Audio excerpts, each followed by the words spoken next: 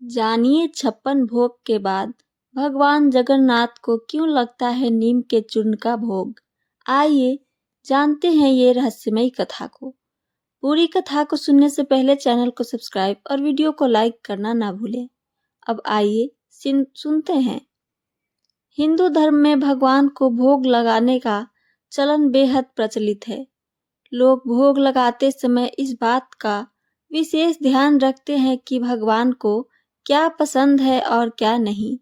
लेकिन कभी आपने सोचा है कि किसी भगवान को भोग के रूप में नीम का चूर्ण प्रिय हो सकता है। लेकिन आपको ये जानकर आश्चर्य होगा कि भगवान जगन्नाथ को 56 भोग लगाने के बाद नीम का चूर्ण का भोग लगाया जाता है। अधिकतर पूजा के बाद देवी देवता को 5 या 7 तरह के चीजों का भोग लगाया जाता है। लेकिन भगवान जगन्नाथ को रथ यात्रा पर्व के दौरान एक दिन 56 भोग लगाया जाता है। साथ में यह भी परंपरा चली आ रही है कि भगवान को भोग लगाने के बाद नीम का चूर्ण खिलाया जाता है। भगवान जगन्नाथ को क्यों लगाया जाता है 56 भोग, आइए जानते हैं इसके बारे में आगे। पौराणिक कथा के अनुसार भगवान कृष्ण दिन भर में 8 बार भोजन करते थे। जब इंद्रदेव के प्रकोप से पूरे ब्रज को बचाने के लिए भगवान कृष्ण ने गोवर्धन पर्वत को उठाया था, तो इस दौरान उन्होंने अन्न जल ग्रहण नहीं किया था।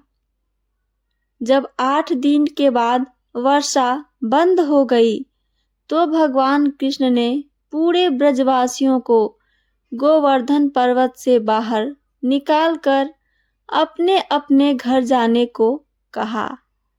ब्रजवासियों ने श्री कृष्ण को 7 दिन तक भूखे प्यासे रहकर उनके लिए कष्ट उठाते हुए देखा, जिसके बाद उन्होंने अपना प्रेम दिखाने के लिए माता यशोदा के साथ मिलकर 7 दिन और 8 पहर के अनुसार 56 प्रकार के व्यंजनों का भोग बनाया और मिलकर सभी ने तैयार किया।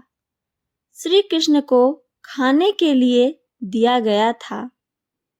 भगवान जगन्नाथ को क्यों लगाते हैं नीम के चूर्ण का भोग, आइए जानते हैं इसके बारे में भी आगे। सुने पूरी कथा। भगवान जगन्नाथ को 56 भोग लगाने के बाद नीम के चूर्ण का भोग लगाने की पीछे भी एक दिलचस्प कथा है। कथा के अनुसार जगन्नाथपुरी के मंदिर से कुछ दूर एक स्त्री रहती थी, जो भगवान जगन्नाथ को अपना पुत्र मानती थी। वह मंदिर में रोज भगवान को 56 प्रकार के भोग लगते देखती थी। एक दिन मासूमियत में उसने सोचा कि इतना सारा भोजन करने के बाद मेरे बेटे के पेट में दर्द हो जाता होगा। इसलिए वह तुरंत भगवान जगन्नाथ के लिए नीम का चूर्ण तैयार की और उसे बनाकर उन्हें खिलाने के लिए लेकर आई।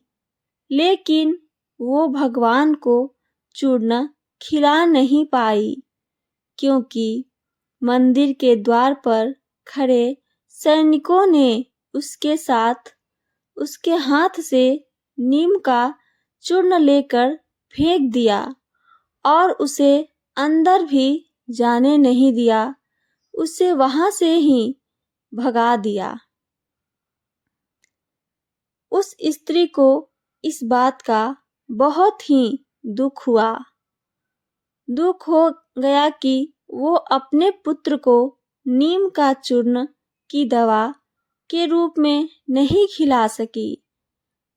भगवान अपनी भक्त रूपी इस माता का यह कष्ट देखकर बहुत ही दुखी हुए, चिंतित हुए, देख नहीं सके और उन्होंने उस रात वहां के राजा के सपने में दर्शन दिया और उन्हें बताया कि किस प्रकार उनसे भक्त का सैनिकों द्वारा अपमान किया गया है। उसे द्वार से अंदर आने नहीं दिया गया। सपने में भगवान जगन्नाथ की बातें सुन राजा उस स्त्री के घर गए और उससे माफी मांगी। इसके बाद स्त्री ने दोबारा नीम का चूर्ण तैयार कर भगवान जगन्नाथ को आकर खिलाया। तभी से ये परंपरा प्रचलित है कि भगवान जगन्नाथ को 56 भोग लगाने के बाद नीम का चूर्ण का भोग जरूर लगाया जाता है। तो ये थी मेरी आज की कथा और इससे जुड़ी जानकारी।